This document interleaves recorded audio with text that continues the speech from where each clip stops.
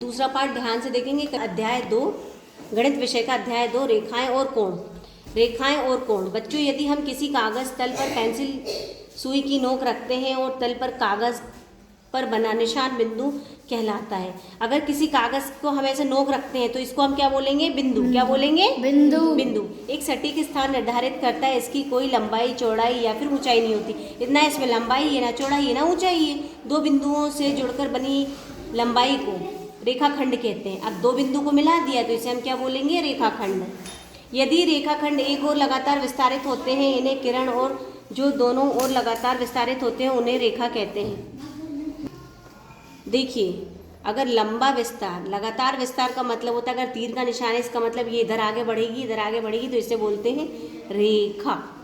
और अगर ऐसा है तो इसे बोलते हैं रेखाखंड, और इसे बोलते हैं बिंदु। तो बिंदु क्या होती है? विशेष प्रकार को रेखा क्या होती है?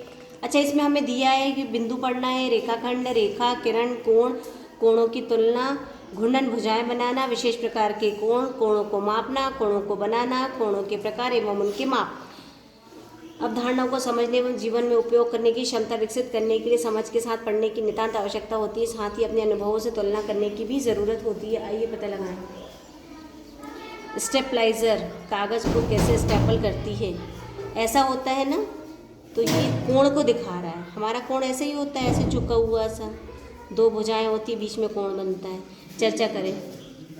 वो यहाँ पे रख दो। स्टेपलर एक बिंदु पर घूमता है। स्टेपलर की दो लंबाइयों, भुजाओं, रेखाखंड के बीच फैलाव, झुकाव को कम करने पर कागज स्टेपल होती है। स्टेपल के बिंदुओं दूसरी ओर दोनों छोरों को दबाने पर दोनों भुजाओं का फैलाव, झुकाव यानी कि कोण का मान कम होता है।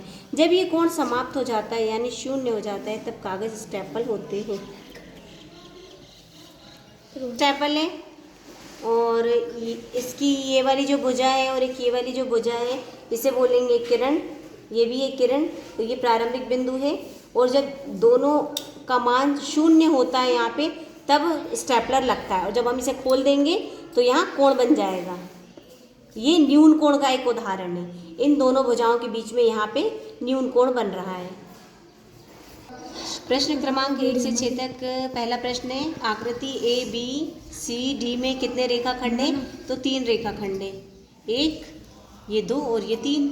दो बिंदुओं से होकर कितनी रेखाएं खींची जा सकती हैं? तो सिर्फ एक साइकिल के पहिए में 36 ताने हैं, तो 2 लगातार तानों के बीच का कोण कितना होगा? तो 10 डिग्री।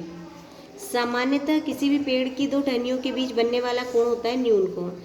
कोण की भुजाओं की लंबाई कम करने पर कोण का मान होगा उतना ही। हमें मालूम है कि लंबाई बढ़ाने और कम करने से कोई भी कोण पे फर्क नहीं पड़ता। चित्रों में जीवों के मुंह खुले हुए हैं। इन जीवों के खुले हुए मुंह में किस जीव में सबसे बड़ा कोण बनेगा? तो हम देख रहे हैं कि सबका न्यून कोण है, लेकिन ये जो चिड़िया है ना, इसका मुंह यहाँ से यहाँ तक, तो अधिक कोण किस में बन रहा है? चिड़िया के मुंह में। एक सरल कोण में 2 सबकोण होते हैं। दी गई आकृति में न्यून कोणों की संख्या है 12। कैंची की 2 ब्लेडों को अधिकतम खोलने पर बनने वाला अधिक कोण कहलाता है। 2 रेखाएं जब समकोण पर मिलती हैं तो वह लंबवत कहलाती हैं। एक पूर्ण घुमाव के 1/4 से 90 डिग्री कोण बनेगा। सरल कोण को 2 हिस्सों में इस प्रकार बांटा जाए कि एक कोण न्यून कोण है तो दूसरा अधिक कोण होगा। एक पुस्तक के ऊपरी कवर को आधा एवं पूरा खोलने पर कब कम कोण बनेगा? पुस्तक के ऊपरी कवर को आधा खोलने पर कम कोण बनेगा। देखिए, ये पुस्तक है, जब इसको आधा खोलेंगे तो कम बनेगा, पूरा खोल देंगे तो बड़ा कोण बन जाएगा। अगला प्रश्न, कपड़ा काटते समय कैंची के दोनों ब्लेडों के बीच कोण बंद कैंची से कम होगा या अधिक? तो अधिक होगा। एक चांदी के आकार के कागज को 20 से मोड़ने के बाद एक और बार मोड़ने पर प्राप्त 4 समान कोणों में से प्रत्येक कोण का मान क्या होगा? देखिए, कागज को आधा मोड़ा, फिर उसको एक और बार मोड़ा, फिर उसको जब खोल दिया तो ऐसे निशान बनते हैं, तो यहाँ कोण बनेगा न्यून कोण, जो कि 45 डिग्री का होगा। में कौन से बिंदु किन्हीं 2 रेखाखंडों पर स्थित हैं? तो 2 बिंदु बोल रहे हैं, तो 2 रेखाखंडों पे स्थित है। 2 रेखाखंडों पे BCCD स्थित है, BCOD। एक वृत्ताकार गत्ते कागज़ को 6 बराबर भागों में बांटने पर एक भाग में केंद्र पर बनने वाले कोण का मान कितना होगा। तो हम मान लेते हैं कि एक वृत्त को हमने 6 बराबर भागों में बांट दिया, हम मान लेते हैं, तो एक कोण होगा 60 डिग्री का। कैसे निकालना हमने, तो पूरा कोण होता है 360 का, 6 से भाग देंगे तो 60 आएगा। मैं न्यून कोण की वो मापूँ जिसमें 6 अंश कम करने पर न्यून कोण ही रहती हूँ, पर उसमें 6 अंश बढ़ जाने पर मैं अधिक कोण हो जाती हूँ। बताओ मैं न्यून कोण की कौन सी मापूँ। तो माना कि न्यून कोण जो है हमने मान लिया x है। अगर x माना तो जो x है वो 0 से बड़ा 90 से छोटा। अब 6 कम होने पर मतलब x - 6 जो कि 90 से छोटा होगा। 6 अधिक होने पर अगर हमने जोड़ दिया 6 तो वो 90 से बड़ा हो जाएगा। पहली स्थिति है कि अगर 96 हो गया तो x जो है वो छोटा हो जाएगा 96 से, और दूसरी स्थिति है अगर कम हो गया तो बड़ा हो जाएगा। 6 कम करने पे बड़ा हो जाएगा और 6 बढ़ाने पर कम हो जाएगा। 84 से बड़ा कोण और 90 से छोटा। तो 84 से बड़ा क्या होगा, 85, 86, 87, 88, 89, ये इतने कोण हो सकते हैं। तो इन दोनों के बीच हम मान लेते हैं कि 85 डिग्री का कोण हो सकता है। अगला प्रश्न, बच्चों हमने रेखाखंड को किरण के बारे में जाना है। किसी चौराहे की सड़कों को किस उदाहरण में रखना चाहोगे। मान लीजिए घर है, घर से एक सड़क निकल रही है, इधर भी जा रही इधर भी जा रही, तो ये तिराहा हो गया। एक तिराहे की बात हुई है ना, तो ये सड़क हो गया तिराहा, हमने ये बना दिया। एक इधर और एक ऊपर। तो रेखाखंड क्या क्या है इसमें, BD, BA, BC। और किरण क्या क्या है। रेखाखंड मतलब होता है सिर्फ बिंदु तक, और रेखाखंड मतलब ये जो तीर का निशान है ये भी, BD, BC, BA। घड़ी की 2 सुइयों के बीच में 2 बजे कितने अंश के कोण बनते हैं, उनमें आपस में क्या संबंध है। तो जब 2 बजते हैं घड़ी में 2, तो 2 जगह कोण बनते हैं। एक तो ये अंदर वाला कोण बनता है और एक ये बाहर वाला कोण बनता है। तो अंदर वाला जो कोण है वो 60 डिग्री का है और बाहर वाला कोण 300 डिग्री का है। की सहायता से बिना एक आकृति बनाए 90 डिग्री, 180 और 45 डिग्री के कोण हो। चांदे की सहायता के बिना, तो हमने गोला बना लिया। हमें पता है कि एक सरल रेखीय कोण 180 होता है, बिल्कुल सीधा डंडा खींचेंगे तो ये 90 डिग्री का कोण होगा, और इन दोनों के बीच में अगर हम रेखा खींचते हैं तो 45 डिग्री का कोण होगा। तो ये है 45 डिग्री का, ये है पूरा 90 डिग्री का, और ये पूरा है 180 डिग्री का। अगला प्रश्न है, अंग्रेजी वर्णमाला की कैपिटल अक्षर की सहायता से न्यून कोण, अधिक कोण एवं समकोण के 2 उदाहरण दीजिए। तो न्यून कोण ए में यहाँ न्यून कोण बन रहा है, यहाँ बन रहा है, यहाँ बन रहा है। अधिक कोण यहाँ अधिक कोण बन रहा है, यहाँ अधिक कोण बन रहा है, ये पूरा अधिक कोण बन रहा है। समकोण में यहाँ समकोण बनेगा, यहाँ समकोण बनेगा, और यहाँ AMWYVKTHI। अगला प्रश्न, किसी कमरे में सामान्यतः बल्ब के होल्डर को दीवार से कौन से कोण पर लगाया जाता है जिससे पूरे कमरे में पर्याप्त रोशनी हो। न्यून कोण पर लगाने पर पूरे कमरे में पर्याप्त रोशनी रहती है। अंग्रेजी अक्षरों से बनने वाले कोणों के नाम लिखिए। इसमें बनेगा न्यून कोण, इसमें बनेगा प्रतिवर्ती कोण, पूरा गोल घुमा के भी ले सकते हैं, हम आगे का भी ले सकते हैं। इसमें बनेगा समकोण, इसमें बनेगा अधिक कोण। अगला प्रश्न है, प्रकार की सहायता से 5 सेंटीमीटर की त्रिज्या लेकर एक संपूर्ण घुमाव का 3/4 घुमाने पर केंद्र पर बनने वाले कोण के मान लिखिए एवं आकृति बनाइए और कोण को अंकित कीजिए।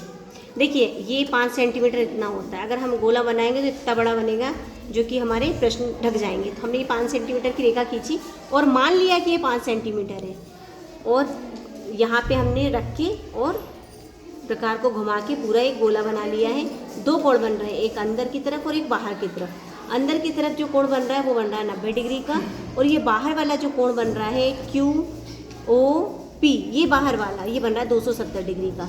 अंदर वाला 90 डिग्री का, बाहर वाला 270 डिग्री का। क्योंकि 3/4 बोला है ना, तो 3/4 जब हम 360 को 3/4 करेंगे तो आएगा 270। तो ये वाला कोण 370 होगा और ये वाला कोण 90 डिग्री का।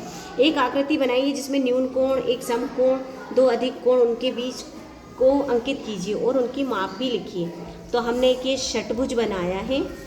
षटभुज में हमने देखा, हमने यहाँ पे एक 45 डिग्री का कोण बनाया है, एक यहाँ पे 70 डिग्री का कोण है, ये पूरा 90 डिग्री का कोण है, यहाँ पे 160 डिग्री का कोण है ये पूरा, और यहाँ ये 130 डिग्री का कोण है, यहाँ 120। 2 हो गए अधिक कोण, लिखा है ना 2 अधिक कोण, तो 2 अधिक कोण हो गए। 3 न्यून कोण, तो 1, 2 और ये 60, ये 3 न्यून कोण हो गए, और एक समकोण, तो ये एक समकोण हो गया। चांदी की सहायता से कोण पी क्यू आर, कोण क्यू आर क्यू एस, कोण एस क्यू टी, कोण पी क्यू टी के अंश माप ज्ञात कीजिए। तो हम क्या करेंगे, चांदी को रख के और इन्हें माप लेंगे। कैसे मापेंगे, जो बीच वाली, ये जो बीच में दोनों है ना, ये वाला बिंदु, इसको हम यहाँ पे रखते हैं और इस भुजा को इस भुजा पे रखते हैं। जब हमें ये वाला कोण मापना है तो हम इसको ऐसे रखते हैं। तो ये वाला P O R, P Q R, ये वाला कोण है 55 डिग्री का। अब हमें कौन सा कोण देखना है, R Q S, R Q S, ये वाला बीच वाला। तो हम यहाँ पे रखेंगे सेंटर में और इसको नापेंगे तो ये आएगा 60 डिग्री का कोण, सिर्फ इतना। इसके बाद हम एस क्यू टी ये वाला, एस क्यू टी ये वाला नापेंगे। तो हमने जब इसको नापा ऐसे तो ये निकला 45 डिग्री का कोण। यहाँ पे आ रहा है ये 45 डिग्री का कोण आ रहा, 45, ये 60 डिग्री का कोण आया और ये वाला 55 डिग्री का कोण आया। अब हम देखते हैं P Q T, P Q और टी, अंदर वाला कोण। तो हमने इसको ऐसे रखा यहाँ पे और देखा तो ये आ रहा है 160 डिग्री का कोण, ये वाला अंदर वाला। तो ये न्यून कोण है, ये भी न्यून कोण, ये न्यून कोण, ये अधिक कोण है। और ये बाहर वाला अगर हम देखें तो ये प्रतिवर्ती कोण आएगा जो कि 200 डिग्री का है। अंदर 160 और बाहर 200 डिग्री का। अगला प्रश्न है, चांदी की सहायता से प्रत्येक कोण का माप निकालिए। प्रत्येक कोण को न्यून कोण, अधिक कोण, समकोण या प्रतिवर्ती कोण में वर्गीकृत कीजिए। हमें कोणों के नाम दिए हैं पी टी आर। हमने पी टी आर को चांदा रख के नापा तो हम देख पा रहे हैं कि ये जो है ये 30 डिग्री का कोण आया जो कि न्यून कोण है। दूसरा देखेंगे हम पी टी क्यू मतलब ये वाला कोण। तो इस वाले कोण को जब हमने चांदा रख के नापा तो ये आ रहा है 53 डिग्री का कोण। कौन सा वाला, ये वाला 53 डिग्री। अब हम देखेंगे पी टी एस, ये बड़ा वाला। फिर हम इसको चांदा रख के नापेंगे तो ये निकला हमारा 78 डिग्री का कोण, यहाँ से यहाँ तक 78 डिग्री का कोण। इसके बाद हम देखते हैं डब्ल्यू टी पी। तो ये वाला कोण जब हमने नापा, ये बाहर वाला WTP, अंदर भी आ सकता है लेकिन हमने ये बाहर वाला नापा ये। तो ये जब हमने नापा तो हम देख पा रहे हैं ये जो कोण है ये यहाँ तक 180 और 180 प्लस ये, तो ये आ गया पूरा 250 डिग्री का कोण। कौन सा वाला, WTP, ये यहाँ से यहाँ तक ये आया 250 डिग्री का कोण जो कि प्रतिवर्ती कोण कहलाता है। इसके बाद हम देखेंगे RTS, ये सिर्फ इतना। तो हम इसको नापेंगे, सेंटर में रखेंगे और दूसरी रेखा, तो ये आ रहा है 52 डिग्री का कोण, सिर्फ इतना ये आ रहा है 52 डिग्री का कोण जो कि न्यून कोण है। अगला प्रश्न हम देखते हैं, क्या अक्षर y को इस प्रकार बना सकते हैं कि 150, 80 और 150 का कोण निर्मित हो, हाँ या नहीं, और क्यों नहीं? तो सही माप दर्शाते हुए y की आकृति बनाइए। देखिए जब भी हम y बनाएंगे तो यहाँ पे 80 डिग्री का कोण बनेगा, इधर 140 और इधर 140, और इन तीनों का योग होगा 360 डिग्री जो कि सही है। लेकिन यदि हम ऐसा कोण बनाते हैं 80, 150 और 150, तो इस पूरे का जो योग है वो आएगा 380 जो कि गलत है। पूरी आकृति का कोण होता है 360 ना कि 380। तो ये 150, 80 और 150 का कोण नहीं बना सकते क्योंकि 80, 150, 150 का योग 380 आ रहा है जो गलत है, योग 360 आना चाहिए। दिए गए प्रत्येक ग्रिड में बिंदु ए को ग्रिड के दूसरे बिंदु से एक सरल रेखा में इस प्रकार मिलान कीजिए कि हमें एक न्यून कोण प्राप्त हो। इसे करने के लिए विभिन्न तरीके क्या हो सकते हैं? देखिए हमें ये रेखा दी गई थी और हमने इधर ऊपर रेखा खींची तो ये जो बना ये न्यून कोण बना। हमें न्यून कोण प्राप्त करना है तो हमने इसको ऐसे मिलाएंगे। दूसरा है नीचे डंडा दिया हुआ है, हम कैसे उसको मिला दें कि न्यून कोण बन जाए? तो हमने ऐसी लाइन खींच दी, इन दोनों के बीच में न्यून कोण बन रहा है। अगला प्रश्न है, इसमें हमें एक सरल कोण बनाना है। सरल कोण का मतलब होता है 180 डिग्री, तो 180 के लिए सरल रेखा चाहिए। तो यहाँ तक हमें दी थी, हमने इतनी और आगे बढ़ा दी तो ये 180 हो गई। इतनी रेखा हमें दी थी, हमने आगे और बढ़ा दी तो ये पूरा 180 हो गया। अगले बिंदु में बोल रहे हैं कि हमें एक समकोण बनाना है, तो हमें ये वाली रेखा दी थी और हमने स्केल रखकर सीधा डंडा खींच दिया। बस ये स्केल रख के सीधा डंडा खींच दिया तो ये 90 डिग्री का कोण बन गया। ये ऐसे था तो हमने बिल्कुल सीधा रख के खींच दिया तो ये 90 डिग्री का कोण आ गया। तो ये हो गया समकोण, ये हो गया सरल कोण और ये हो गया न्यून कोण। तुम लोगों के लिए